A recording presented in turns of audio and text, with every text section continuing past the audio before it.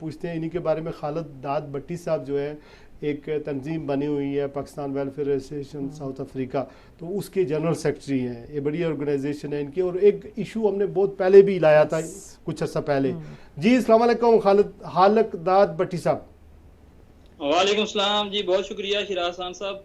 अच्छा, मैं आपके प्रोग्राम का स्पेशली खुसूसन शुक्रिया अदा करता हूँ इस हवाले से कि इससे पहले भी हमारे जो हालात इस तरह के थे ख़राब रहे हैं साउथ अफ्रीका में, तो हमारी गुजारिश पे जब आपने इसी अपने चैनल से हमारा इंटरव्यू शो किया तो उसके बाद हमारे अच्छे खासे उसमें फ़र्क पड़ा था एम्बेसी की तरफ से। तो अभी दोबारा से कुछ ऐसी चीज़ें दोबारा इस तरह शुरू हो गई हैं, तो हमें दोबारा आपकी हेल्प चाहिए थी, तो आपका शुक्रिया अदा करते हैं कि आपने दोबारा इस पे फर्ज अदा किया अपना। अच्छा खालिद दाद भट्टी साहब, कितने लोग हैं, कितने पाकिस्तानी हैं इन टोटल, कोई फिगर है आपके पास? मैंने तो 1.5 से 2 लाख बताया। सेंसस में 1.5 लाख का सेंसस में आया है, लेकिन 1.5 लाख से 2 लाख के दरमियान में है। अच्छा, साउथ अफ्रीका के जो प्रेटोरिया है आपका सफारत खाना, जो एम्बेसी है पाकिस्तान की, इसमें जो 7 में मुल्क लगते हैं वो कौन कौन से हैं? ये 5 ममालिक हैं जो छोटे ममालिक हैं, इसके साथ ही हैं। उसमें स्वाजीलैंड है, मोज़म्बिक है, बोत्सवाना है, उसके बाद मापुतो, ये जो 5 ममालिक बनते हैं। ये लिसोटो है इसके बाद। अच्छा, ये 5 ममालिक जो जब अम्बेसी में काम पड़ता है तो ये लोग वहाँ से ट्रैवल करके आते हैं प्रेटोरिया में आते हैं। जी, वीजा लेकर बाय एयर या बाय रोड, ये कितना फासला होगा? 1500 किलोमीटर, 1500 किलोमीटर जी। अच्छा, ये सब मुल्कों को एक साउथ अफ्रीका में एक सफारतखाना पाकिस्तान का प्रेटोरिया जो है वही सर्विस प्रोवाइड कर रहा है। आप लोगों के मसाइल क्या हैं इन टर्म्स ऑफ पासपोर्ट, और दूसरे मसाइल क्या है?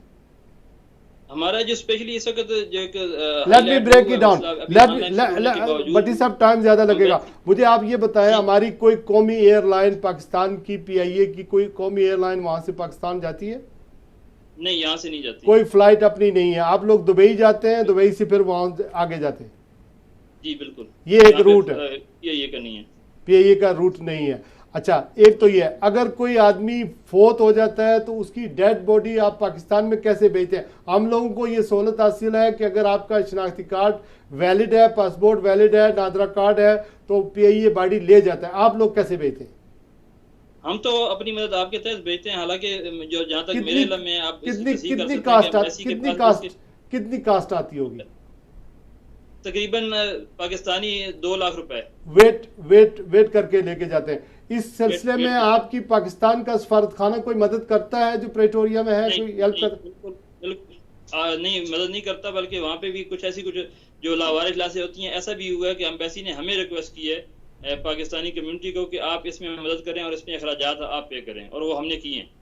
अच्छा, दूसरा आप बता रहे थे कि पासपोर्ट का इशू आपका क्या आजकल तो पासपोर्ट ऑनलाइन हो चुके हैं।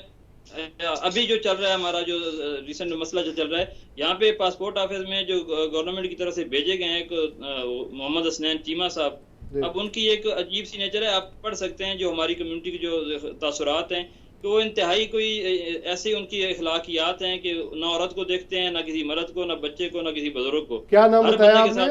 ये भी होता है ना, वो क्या पासपोर्ट वाला और उसको इंचार्ज नहीं करने वाला। सुने, जहाँ वहाँ पे एम्बेसडर जो है वो नजम उल साकिब हैं, लेकिन ये आपने पासपोर्ट ऑफिसर का नाम बताया कुछ, हसनैन चीमा साहब। वो क्या करते हैं? मतलब आप वो उनका किरदार कैसा है? मतलब एक तो आपने बता दिया, जो रिपीट नहीं करना है, क्या करते हैं वो?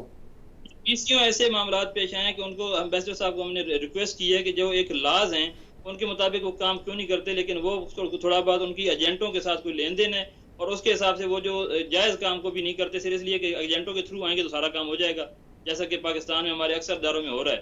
तो ये यहाँ पे भी इसी तरह का मसला शुरू हुआ है कि वो बंदा कोई तावन नहीं करता, और सिर्फ तावन ना करने के और इंसल्ट भी करते हैं लोगों की आए, और रोजाना झगड़े बनते हैं। यहाँ पे लोग गालम गलोच हो जाते हैं, वहाँ पे लड़ाई झगड़े होते हैं, हजारों किलोमीटर दूर से लोग सफर करके आते हैं, लेकिन उनका और लाखों रुपया खर्च करके बेचारे वो जब आते हैं अपने किराए में। होता क्या है, क्या करते क्या है, मतलब प्रॉब्लम क्या क्रिएट करते हैं एजेंटों के जरिए? क्या मतलब, क्या एजेंटों के जरिए आए, उसका मतलब क्या हुआ? एजेंटों के जरिए काम करने का मतलब ये हुआ कि एक बंदा जायज अपना काम लेके आए उसके अंदर रोड़े अटकाना, लेकिन जब वो एजेंटों के थ्रू आता है तो उसका काम हो जाता है। तो एजेंट क्या मतलब है, चार्ज करते हैं पैसे या क्या, जी डेफिनेटली चार्ज करते हैं, रिश्वत लेते हैं?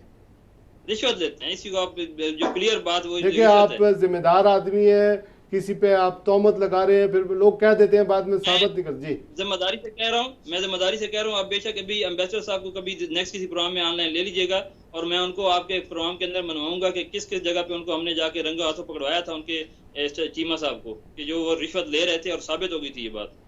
ये एक दफा नहीं 20 दफा ये ऐसे वाकयात एम्बेसी में और पासपोर्ट के अलावा कौन कौन से काम पड़ते हैं? एम्बेसी में पासपोर्ट के अलावा वीजे का काम पड़ता है। जो हमारी कम्युनिटीज हैं उनको वीजा के लिए इश्यूज होते हैं। जो पाकिस्तान जाने के लिए, जो यहाँ पे जिनके मतलब पाकिस्तानी आईडीज खत्म हो चुकी हैं, उनको उनके बच्चों को वीजा लेके पाकिस्तान जाना होता है, वो उनका काम होता है। और बाकी इसके अलावा ये बॉडीज के लिए जो हम करते हैं वो मुकम्मल पेपर वर्क इन्होंने करना होता है। कुछ ऐसे लोग हैं जो यहाँ पे बिल्कुल मतलब नशे में मुब्तला हो गए हैं और उनका कोई रिकॉर्ड नहीं होता, तो उसके लिए भी एम्बेसी अच्छा, के बगैर हम उनको पाकिस्तान नहीं भेज सकते। आप ये बताएं कि कुछ ऐसे लोगों को वहाँ पासपोर्ट इशू होते हैं, जैसे अफगानिस्तान के, इंडिया के, क्या ऐसी भी कोई इतलात है कि हमारा स्वाद खाना वहाँ पासपोर्ट इशू? जी नहीं, माजी में होता रहे, अब नहीं है, अब नहीं हुआ है, ठीक है। अब ऑनलाइन है। जब माजी में जब जो ऑनलाइन नहीं था सिस्टम, उस वक्त की कुछ शिकायत हैं। ठीक है, बहुत शुक्रिया। खालिक दाद भट्टी साहब हमारे साथ साउथ अफ्रीका से मौजूद थे। इनके मिसाइल बहुत जेन्युइन है। 1.5 से 2 लाख पाकिस्तान